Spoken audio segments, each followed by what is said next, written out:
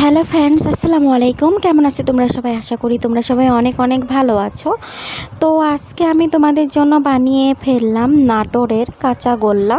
তো তোমরা অনেকেই খেয়ে থাকবে এই কাঁচা গোল্লা, কিন্তু অনেক অনেক দামে কেনা লাগে।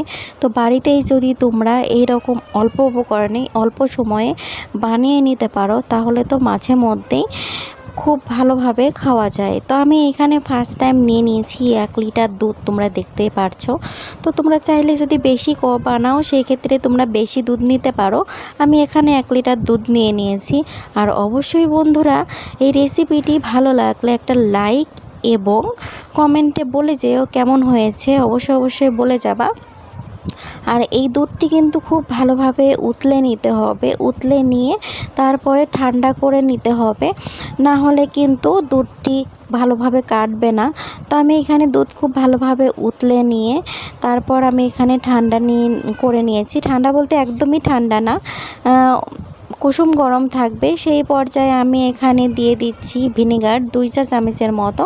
তো ভিনেগার 2 চা চামচের ভিতরে আর 2 চা চামচ পানি দিয়ে মিক্সড করে তারপরে আমি এই দুধটিকে কেটে নিয়েছি। তারপর আমি দুধটিকে খুব ভালোভাবে অর্ধেকটা চিনি দিয়ে ম্যাশ করে নিয়েছি, আর অর্ধেকটা বাদ বাকিটা আমি রেখে দিয়েছি, পরে ম্যাশ করব। তো আমি যেই অর্ধেকটা ম্যাশ করে নিয়েছি সেই অর্ধেকটা আমি চুলাতে খুব ভালোভাবে নেড়ে চেড়ে নিতে হবে 1 চা চামচ চিনি দিয়ে। তোমরা অবশ্যই দেখতে পারছো এই রেসিপিটি এতটাই ইজি, তোমরা না বানিয়ে খেলে বুঝতে পারবে না।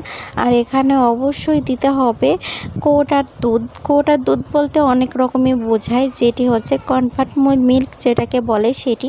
তো তোমরা এইটি দুধটি 2 চা চামচ পরিমাণ দিয়ে দিবে, দিয়ে খুব ভালোভাবে নাড়াচাড়া করবে এবং 10 টাকা দামের 1 প্যাকেট গুঁড়া দুধ দিয়ে দিবা, দিয়ে খুব ভালোভাবে নাড়াচাড়া করবো। অবশ্যই যেন নিচে না লেগে যায় সেই দিকে খেয়াল রাখতে হবে। যতক্ষণ পর্যন্ত শক্ত না হচ্ছে ঠিক ততক্ষণ পর্যন্ত নাড়াচাড়া করে যেতেই হবে, পানিটা শুকিয়ে আসা পর্যন্ত। তো আমার এইটি হয়ে গেছে, গরম থাকা অবস্থায় কিন্তু মাখিয়ে ফেলতে হবে, না হলে কিন্তু ভালোভাবে ম্যাশ হবে না। অবশ্যই তোমরা সেই দিকে খেয়াল করবে।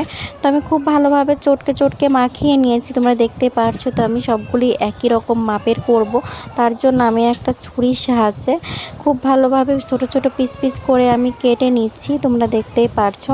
তো ছোট পিস করে কেটে নিচ্ছি। তোমাদের যেরকম শেপ তোমরা ইচ্ছা করলে সেই রকম শেপেই দিয়ে নিতে পারো।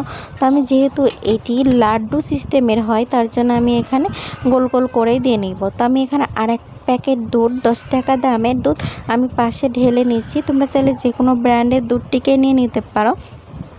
আর এভাবে হাতের তালুর সাহায্যে গোল করে ঘুরিয়ে তোমরা অবশ্যই হাতে একটু ঘি লাগিয়ে নেবে, আমি বলতেই ভুলে গিয়েছিলাম। আর একটা কথা, আর ফ্লেভারের জন্য তোমরা দিয়ে দিতে পারো এলাচের গুঁড়া বা এলাচের ফলের গুঁড়া।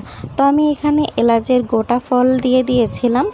আর এখানে আমি খুব ভালোভাবে হাতের সাহায্যে গোল করে তোমরা দেখতে পারছো আমি কিভাবে ঘুরিয়ে তারপর দুধের সঙ্গে মাখিয়ে নিচ্ছি, গুঁড়া দুধের সঙ্গে মাখিয়ে নিচ্ছি।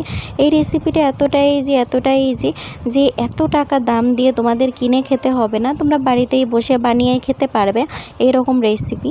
তো বন্ধুরা, আমার এই রেসিপিটি যদি তোমাদের ভালো লেগে থাকে অবশ্যই সাবস্ক্রাইব করে বেল বাটনটি ক্লিক করে দিও।